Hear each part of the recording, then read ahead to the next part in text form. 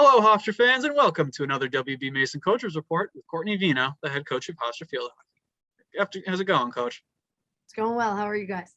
Doing well over here. Thanks for asking. It was a good weekend for Hofstra Field Hockey, getting off that losing streak, 5-game losing streak, with a home win, 2-0 in variety over Towson, followed up by a 2-1 shootout road win over Fairfield. Let's talk about the Towson game really quick.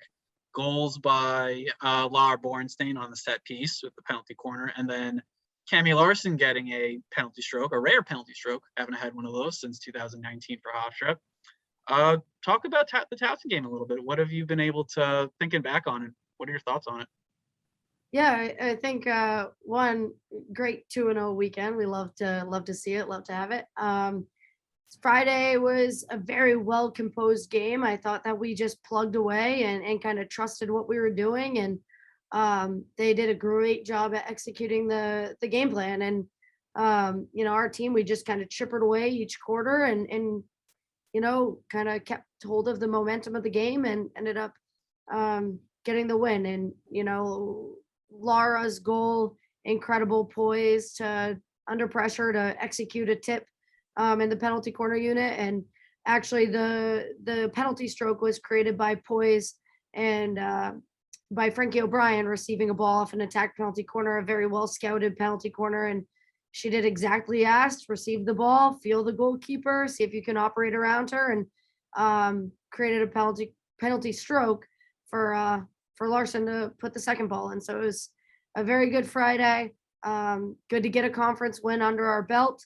Kind of keeps us alive in a way of grinding for that conference championship berth. But good Friday overall for the Pride. Yeah, it was absolutely a good Friday for the Pride. Like you said, the team looked composed. Laura Bornstein, all five of her goals have been on penalty corners situations this year, by the way. She did a great job getting to where she needed to be for that goal. And, like you said, for Frankie to be in the right place, right time with scouting and how y'all drew up that play to get her into the position to get the penalty stroke, and then Cami tucking it away, top corner, had to been really good. Like, talk a little bit about Laura.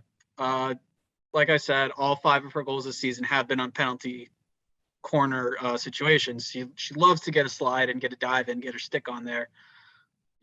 What can you say about Laura? Like, is it coaching that she's able to get into that position, or is it just instinct, like a player's instinct to know where to be to get the stick on the ball? Yeah, it's actually an incredibly hard skill set to defend in the way and the style that she plays that role, that tip role. It's not like she's getting there, getting set and waiting for a ball to come to her. It is a well practiced and a natural thing for her to time her connection with that ball, and that's ultimately why you're seeing people having a hard time to defend it. It's she is timing her approach and her run in with Juna's release, and it's you can scout it all you want, but it's a timing piece to that play, not so much a can we mark her out of the game. So even though people are stepping into her space, she's able to time her connection with the ball and her dive to be in front of them. And ultimately, like, I actually didn't even know that stat. That's great. 5 goals in the same quarter play. Maybe we should just run that corner play this weekend. But no, incredible skill set. It has nothing to do with coaching. It has everything to do with her ability to time and create that connection. Yeah, and the great players, which I think Laura has, she does have the makings of a great player. Good stick control. She is great with the ball in her stick, like she can maneuver in tight spaces. And then when you add in the timing ability to make a run to the goal on a penalty corner situation, like the sky's the limit for a player like Laura. And then you follow that up, a road trip to Fairfield, tough team, they're top of their conference. And you pulled out a come from behind 2-1 win in a shootout. Aileen Olderman getting the tying goal late in the fourth quarter, 3 of 5 in penalty stroke or penalty shootout in that last frame. Talk about that game, because the first overtime win of the season, and feels like it's one of those 1-goal games that finally went y'all's way. Yeah, yeah. It was again a well composed game from our team, and it's funny. Um, we struggled the first half. It was very back and forth and very transitional. In the second half, I actually feel like we really gained momentum and kind of gained control of both quarters, but statistically so. And it was one of those games that on the sideline I knew we were going to pull it off. We just had to kind of get the equalizer, and it was like we were getting opportunity, getting opportunity, getting opportunity, and kind of just waiting for one to find the way at the back of the net. And it happened. And the minute we started that fourth quarter, I knew that we were going to pull this game off. It was just when and where and who. So it was a really what I love about it is our team. They're incredible fighters right now. There's no give up in them, and they will work for each other, and they know they have the ability, and they're developing that confidence. It's now just that we do not stop fighting until the final whistle, and I love that about this group. I really love that. So it kind of just it shows it now statistically. Like the past 2 weeks, I felt like that. Like, man, we're fighting, we're there.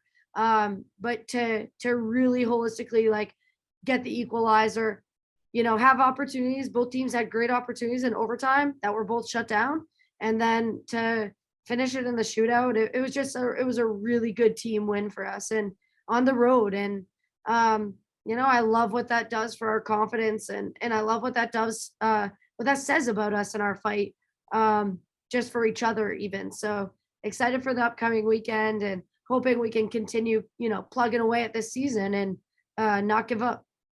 Yeah, like you said it yourself, we talked a lot about it. I think last year's WB Masons and post-game press conferences, resiliency was a very prevalent theme with the team last year, and it's great to see that it's carried over to this squad. Not so many one-goal games not going in your favor, and then you didn't give up, and that's terrific mental progress in addition to statistical progress as well. Y'all got another non-conference game this week, another game in Connecticut against Yale. They're a pretty strong Ivy League school. What can you say about the Bulldogs for this Sunday? Yeah, Yale, they're always fast. They're always very technical. They'll make you work for 60 minutes of the game. There's no doubt about that. I think it's going to be a great matchup for us, and I think that we have the ability to get another one this weekend. It's just putting together a full game and being ready for that on Sunday. And Yale's going to be tough. I mean, they're doing a good job in their conference. They're competing very hard, and the Ivy League is a very strong conference. So it'll be a good one. Excited for it. Absolutely. And it's nice to get a good regional opponent as well, especially one as high caliber as Yale, coming from that Ivy League, which is, it's not the Big Ten, it's not the ACC, but it's very competitive. I think it should be an exciting match for everyone. Yeah. So it'll be this Sunday, October 24th at 2 p.m. on ESPN Plus. You can find out everything you can on Hofstra Field Hockey at gohofstra.com. For head coach Courtney Veinotte, I am Nick Capitos, and thank you for joining us for another WB Mason Coaches Report.